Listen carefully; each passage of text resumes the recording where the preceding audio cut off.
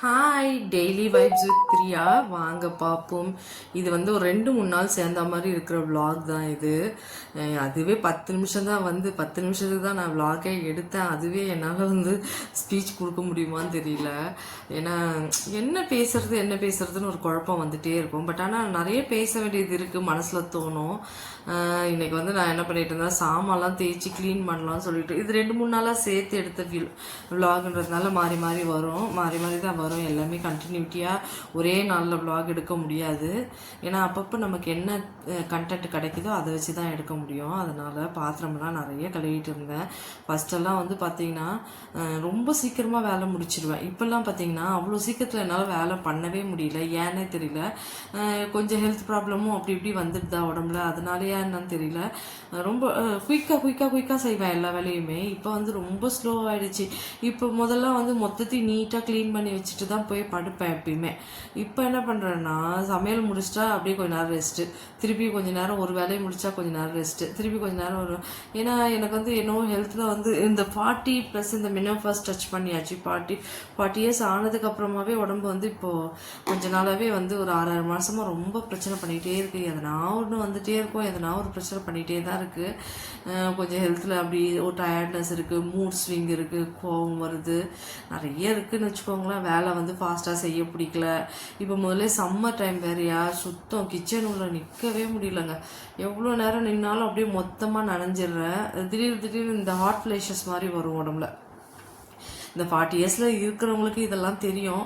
But நமக்கு சின்ன பசங்களுக்குலாம் அது தெரிய வாய்ப்பு இல்லை. இப்போ ஒரு மாதிரி ஹார்ட் பிளேஸில் திடீர்னு அப்படியே உடம்பெல்லாம் எரியிற மாதிரி இருக்கும், சூடாக இருக்கும், பயங்கரமாக கண்ணெல்லாம் எரியும். இந்த மாதிரி டென்ஷன்லாம் ரொம்ப அதிகமாக இருக்கும்.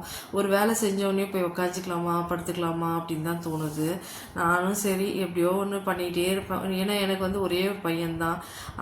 அவனுக்கு நான் என்ன சொல்கிறது, காலேஜ் படிச்சுட்டு இருக்கிற பசங்கக்கிட்ட என்ன வேலைலாம் வாங்க முடியாது. நான் தான் செஞ்சாகணும் எந்த வேலையாக இருந்தாலும். ஃபஸ்ட்டெல்லாம் சின்ன வீடாக இருந்தது, அங்கே இருக்க சொல்ல. இது அப்பார்ட்மெண்ட் தான் நாங்கள் இருக்கிறது. இது கொஞ்சம் பெருசுன்றதுனால எனக்கு இந்த பெருக்கி துடைக்கிறதுனா நான் சர்வெண்ட் வச்சுப்பேன். என்னவோ எனக்கு அது செட் ஆகுறது இல்லை, அதனால நான் வைக்கலை. நானே தான் எல்லாத்தையும் செய்வேன். பொறுமையாக செஞ்சுப்பேன்னு வச்சுக்கோங்களேன். முதல்ல ரொம்ப ஃபாஸ்ட்டாக செஞ்சு ஒரே அட் டைமில் மொத்த வேலையும் முடிச்சுட்டு உட்காரணும்னு நினைப்பேன். இப்போல்லாம் அப்படி கிடையாது. கொஞ்ச நேரம் செஞ்சால் இந்த குதிக்கால் வலி வந்துருச்சு எனக்கு. ஏன் சடனாக இந்த குதிக்கால் வலி இன்னும் பிளாங்டர்னு சொல்லி ஏதோ சொல்கிறாங்க. சின்னதாக எலும்பு மாதிரி ஏதோ ஒன்று நீட்டிட்டு வருமா. அது இந்த ஏஜில் வருமா எல்லாருமே.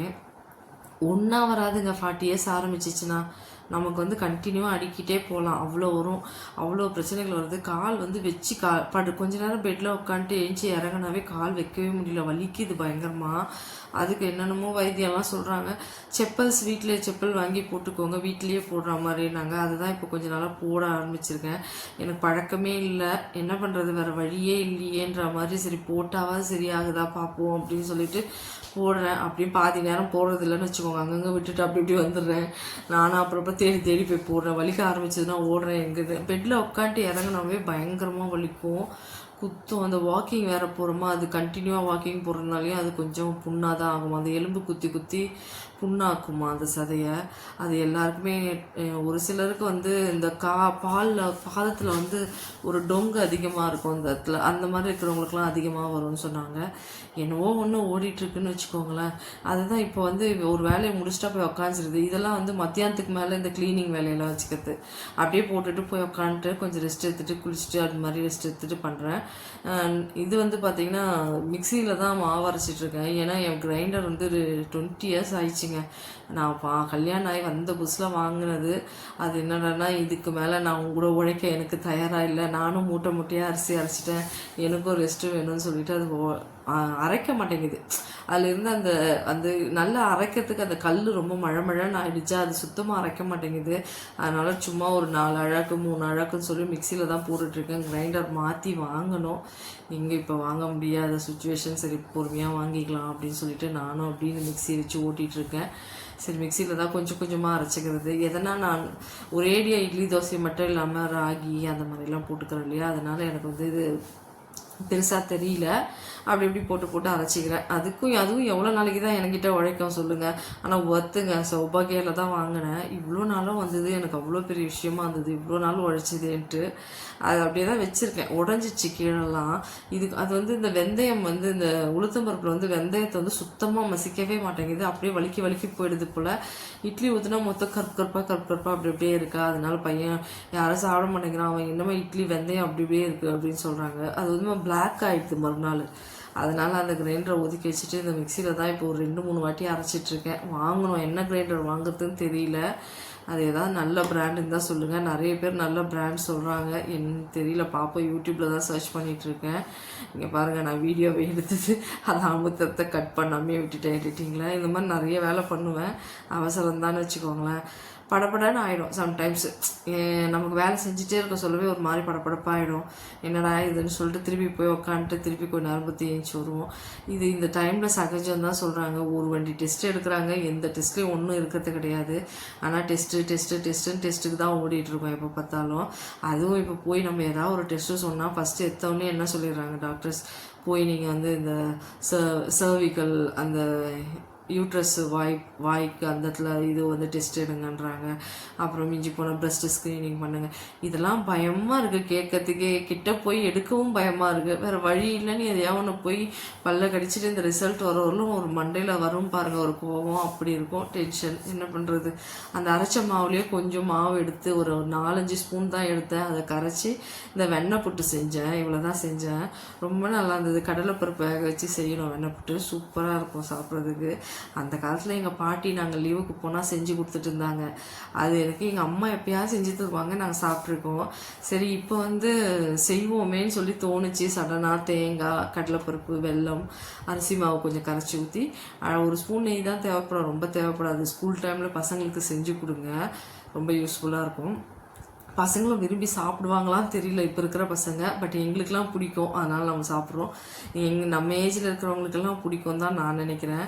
அப்படியே பூவெல்லாம் சாமிக்கு போட்டுட்டு தேர்ஸ்டே ஈவினிங்கு பூவெல்லாம் சாமிக்கு போட்டுட்டு, எப்பயுமே தேர்ஸ்டே ஆனால் நான் வந்து கொஞ்சம் ஈவினிங்கில் விளக்கேற்றி ஒரு 5:30 to 6:30 அந்த குபேர பூஜைன்னு சொல்லி அந்த டைமிங்கில் வந்து விளக்கேற்றுவேன். விளக்கேற்றிட்டு வாசல்லையே விளக்கேற்றி வைப்பேன். வாசலில் மாடம் வச்சுருக்கேன், அதுலேயே விளக்கேற்றி வைப்பேன். இப்போ அது பண்ணிகிட்டே இருப்பேன் எப்பயுமே. இந்த சாய்பாபாக்கு ஏதாவது ஒரு பழத்தையோ இல்லை ஏதாவது கல்கண்டோ முந்திரியோ ஏதோ ஒன்று வச்சு தெய்வாத்திரம் பண்ணிவிடுவேன். நைவேத்தியம் பண்ணி தெய்வாத்திரம் பண்ணி விட்ருவேன். இது வந்து மறுநாள்னு நினைக்கிறேன், மறுநாள் விலாக் தான் இது. தட்டைப்பயிர் போட்டு கத்திரிக்காய் முருங்கைக்காய் போட்டு தட்டைப்பயிர்னா காராமணி. நாங்களாம் காராமணி தான் சொல்லுவோம். ஆனால் யூடியூப்பில் பார்த்தீங்கன்னா முக்கால்வாசி பேர் தட்டைப்பயிர் சொல்கிறாங்களா, அதனால் நாங்களும் இப்போ அதே தட்டைப்பயிறுன்னு சொல்ல ஆரம்பிச்சிட்டோம். இது வந்து தட்டைப்பயிர் குழம்பு தான். கத்திரிக்காய் முருங்கைக்காய் போட்டு காரக்குழம்பு வைக்கணும்னு ரொம்ப நாளாக ஆசையாச்சு. வெறுமனே வச்சு சாப்பிட்டா கூட சூப்பராக இருக்கும் புளிக்குழம்பு. பட் ஆனால் தட்டைப்பயிர் போட சொன்னோம், பையனுக்கு ரொம்ப பிடிக்கும் அது. அந்த காரமணி போட்டு காரக்குழம்பு வச்சாவே அவனுக்கு ரொம்ப இஷ்டம். அதனால சரி அவனுக்காக தான் வச்சேன். வச்சுட்டு இதுதான் அது கத்திரிக்காய் முருங்கைக்காய் போட்டுட்டு தட்டைப்பயிர் ஆல்ரெடி உப்பு போட்டு வேக வச்சாச்சு. இன்றைக்கி இதை தான் பண்ணேன். சாதம் வச்சுட்டு முட்டை வேக வச்சு சாதம் வச்சாச்சு, தட்டைப்பயிர் குழம்பு போட்டாச்சு. சரி காய் பார்த்தா ஒன்றுமே இல்லை, எதுவுமே சூட்டாகாத காய் மாதிரி இருந்தது. எங்கள் வீட்டில் எப்படின்னா புளிக்குழம்பு வச்சா கூட்டு இந்த மாதிரி செய்யணும், தண்ணி காய்கறிகள் பொரியல் இந்த மாதிரி தேங்காய் பொரியல், அப்படி காரக்குழம்புக்கு இந்த மாதிரிலாம் செய்யணும். சாம்பார் வச்சா வறுவல் தான் செய்யணும். இந்த மாதிரி இருந்தால் தான் சாப்பிடுவாங்க, இல்லைன்னா அவங்க பிடிக்காதுன்னுவாங்க. இது என்னது இதுன்னு சொல்லுவாங்க. அப்படி தான் யோசிச்சுட்டு சரி என்ன பண்ணுறதுன்னு தெரில. காய் எதுவுமே இல்லை. கடைசியாக பார்த்தா மே பிறந்து இத்தனை நாள் ஆகுது, இன்னும் மே மாதத்தோட கேலண்டரே நான் சேஞ்ச் பண்ணாமல் வச்சுருந்தேன். என்னடா இதுன்னு சொல்லிட்டு அப்புறமா தான் எடுத்து சேஞ்ச் பண்ணேன். ஏன்னோ பார்க்கறதுக்காக போனால் ஏன்னா மாற்றவே இல்லையே நம்மன்னு சொல்லிட்டு மாற்றிட்டு வச்சுட்டு வந்தேன். இந்த குழம்பும் ரெடி ஆகிடுச்சு. தட்டைப்பயிர் குழம்பும் பார்த்தீங்கன்னா இது கடைசியாக புளி ஊற்றி கொஞ்சம் கொதிக்கட்டும்னு சொல்லி இந்த பயிர் எடுத்து அதில் கொட்டிட வேண்டியது தான். நல்லாயிருக்கும். என்ன இருந்தாலும் அப்பளம் வச்சு சாப்பிட்றதுக்கு அவ்வளோ டேஸ்ட்டாக இருக்கும். வாழைக்காய் தான் பொடி மாஸ் பண்ணலான்னு எடுத்தா இப்படி வாழைப்பழமாக ஒரு மாதிரி போயிருக்கு. நல்லாவே பழுத்துருக்கு வாழைப்பழமாக. வாழைக்காய் அந்த வெயில் டைம் இல்லையா, அதனால பழுத்துறது போல் ரொம்ப முத்தின வாழைக்காவாக இருக்கும்னு நினைக்கிறேன். அதனால் பழுத்துருச்சு. சரி அப்படியே பழம்பொழி பண்ணுறேன்டான்னு சொன்னேன். ஐயோ அது நல்லாவே இருக்காது, நீ பஜ்ஜியை சுட்டு கொடுத்துடல, பஜ்ஜி கூட சாப்பிட்டுக்கலாம், இல்லை வெறுமனே கூட சாப்பிட்டுருன்ட்டு போயிட்டான். பழம்பொரி அவனுக்கு பிடிக்காதான், நல்லா தான் இருக்கும் ஆனால் அவனுக்கு பிடிக்கலன்னு சொல்லிட்டான். அதனால் அது செஞ்சு வேஸ்ட்டு தான் ஆகும், அதனால் நான் செய்யலை. அவ்வளோதாங்க. தட்டைப்பயிறு குழம்பு சூப்பராக ரெடி ஆகிடுச்சு பாருங்கள். அவனுக்கு லஞ்சு தான் பேக் பண்ணணும். இவனுக்கு வந்து கலந்து தான் கேட்குறான் இப்போது. அதுக்கும் ஒரு சோம்பேறித்தனம் ஆயிடுச்சு இந்த பசங்களுக்கு இப்போல்லாம். அதை கலந்து கொடுத்துருமான்னு சொல்கிறான். சரி கலந்து கொடுக்கலாம்னு சொல்லிட்டு ஹாட் பாக்ஸில் சாதத்தை எடுத்து வச்சுட்டு அந்த குக்கர்லேயே குழம்பு தூக்கி ஊற்றி நல்லா குழம்பு தலைன்னு வச்சு ஊற்றி கட்டி கொடுத்தோம்னா சாப்பிட்ருவான். அதனால் அந்த மாதிரி கட்டிட்டேன். முட்டை, பாசிப்பருப்பு, காய் ஒன்றும் இல்லைன்றதுனால பாசி பயிறு இருக்கு இல்லையா, அதை உப்பு போட்டு கொஞ்சம் குக்கரில் 2 விசில் 3 விசில் வச்சு ஆஃப் பண்ணிவிட்டு பாசி பயிறு, தட்டைப்பயிறு குழம்பு, முட்டை, மோர் தான் கொடுத்துருந்தேன். அவ்வளோதாங்க என்னோடய விலாகு. உங்களுக்கு பிடிச்சிருந்தா லைக் பண்ணுங்கள், டைம் இருந்தால் பாருங்கள், கமெண்ட் பண்ணுங்கள், சப்ஸ்கிரைப் பண்ணுங்கள். தேங்க்யூ.